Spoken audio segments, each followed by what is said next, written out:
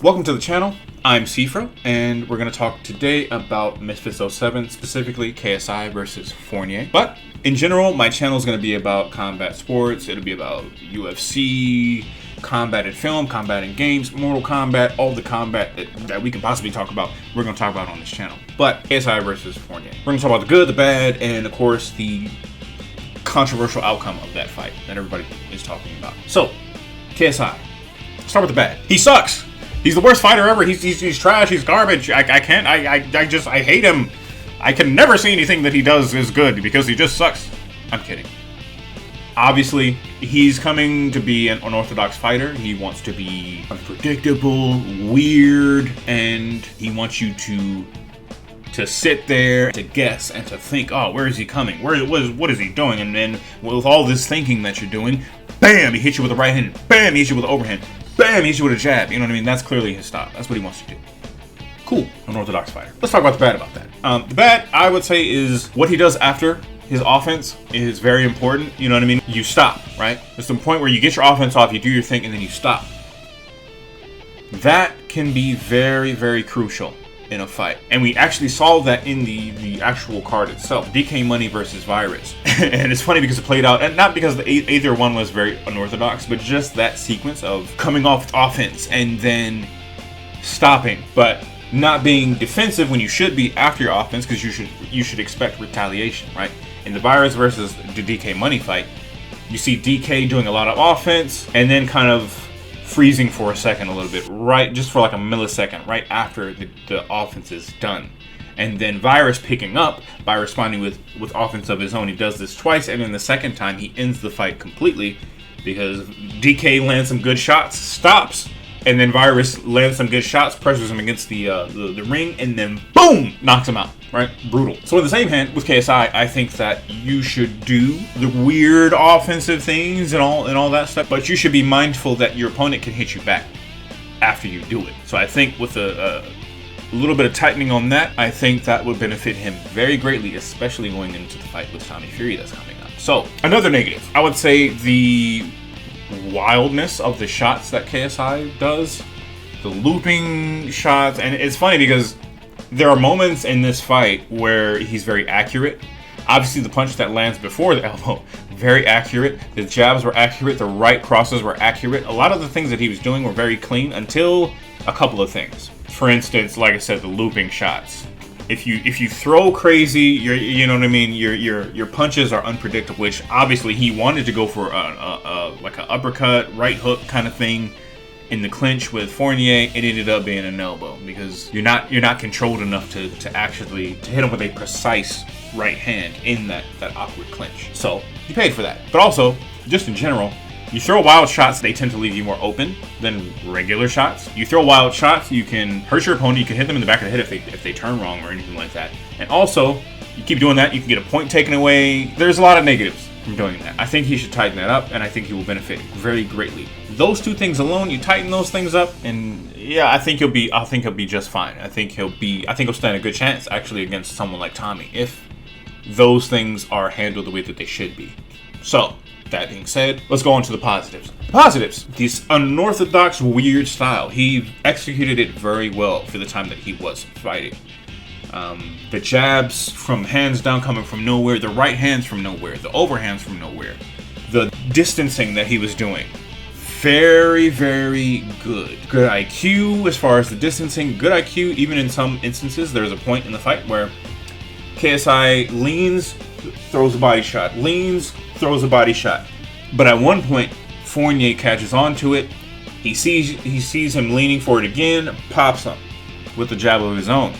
Then the very next one that KSI does, he leans, goes for the jab, but then blocks his face. Catches Joe's punch and hits Joe. Gets his point, doesn't let Joe hit. Good IQ.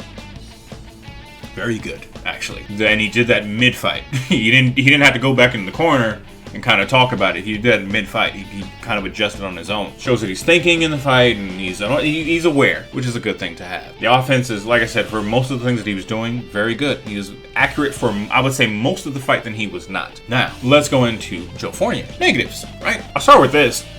The clinching, the first one is a given. KSI is doing all this stuff. You don't know where he's going to hit you from. You want to stop his momentum, so you clinch.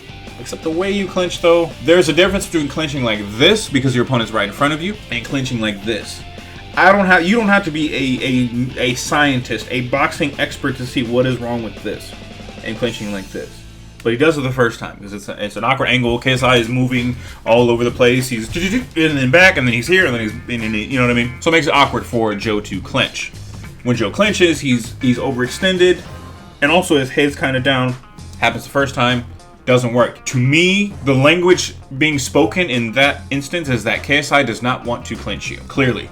He's not going to clinch you. He's not going to agree to the clinch. It happens again, right? And it's even worse, I think. The second time around, it's like full-blown like this. His hands are completely extended and his head completely down. If you were fighting anyone, and again, this is why I said it would benefit KSI to be cleaner with his punches.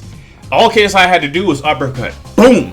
Uppercut his ass. His head goes up. Boom! Catch him again. You can bet that if Joe fought someone like Tommy Fury, that's probably what would happen, unfortunately. You do not do this. So when you do it the third time, and I'll give a little bit of grace the third time because Joe was hurt quite badly from that overhand that landed flush. Boom! Right on the jaw. You know what I mean? You see Joe.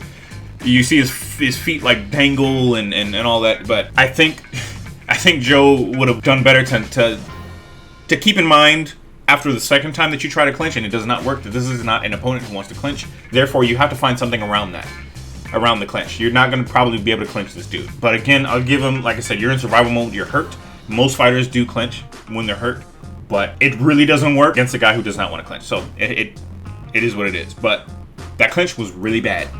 Also, not keeping his hands up when he should. He got hit by a lot of shots when his hands were down. The moment he'd bring his hands down, after certain instances, he was getting hit with everything. Jabs, overhand rights, straight rights, everything. And that's not a good look. Because if KSI can get this much now, then what more when you're hurt and your defense really isn't tight and all that. You really should have had better defense going into the fight. Keep them hands up, parry some shots, do what you gotta do, you know what I mean? But keep your hands up so you're not taking so much damage.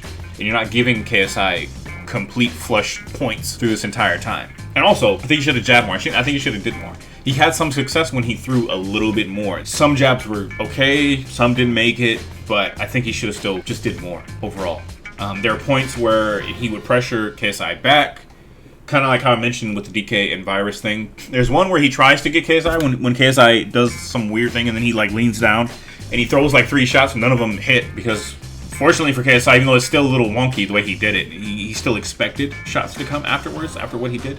And he was able to avoid them, but that's why you have different moves, different things that you can use in the fight. And I think that Joe came in with a very limited set, at least of what he showed, very limited set of things that he was doing. And it just was not working, and he was getting hit a lot for it. So, should have been a little bit more offensive, a little bit better with the defense, and much less clinching than he was doing. And I think the fight could have been much closer if he didn't do all that.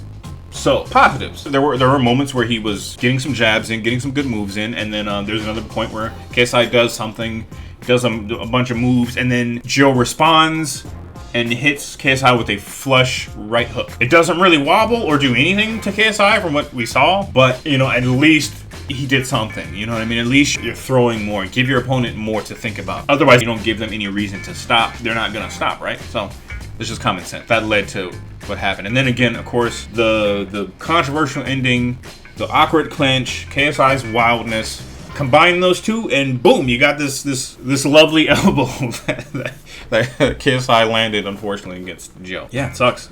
It's even though KSI was doing very well in those rounds, and he was showing a lot of cool skills and everything, it's still a knockout by elbow, so it's still a no contest. You know, and hopefully going into the next fight that he has with Tommy, you know, like I said, those things you got to tighten up. Otherwise, it can be a really hard fight for you with Tommy. But other than that, it just is what it is. It's unfortunate that it had to end that way and not by like a good knockout. So we can be like, oh, KSI knocked him out and it was flush and it was clean. Okay, cool. What next? You know what I mean? It would be cool for that, but it just didn't happen. So it is what it is. I think it will be ruled a no contest. I believe they said this tomorrow, actually. Today's the 18th, so tomorrow they're supposed to come up with something, a decision. I believe it should be a no contest. I don't think it should be a disqualification because it's like, realistically, it's not intended. It's not an intended elbow that he threw, obviously. So yeah, and I just hope KSI goes forward with these lessons. And I think if he does, if he takes it as serious as he needs to, no, he might even be victorious in that fight with him versus Tommy. But we'll see, and that's another video for another day. But other than that, if you made it this far, thank you for watching the full video, and like and subscribe. And I'll be doing more of this. I'll be talking about everything. I'll be talking about Liu Kang versus Johnny Cage, whatever. I don't know how that has anything to do with this, but you get it. That's my channel is going to consist of everything that encompasses combat. So again, thank you, and I hope you have a great day, and I will see you again on the next video.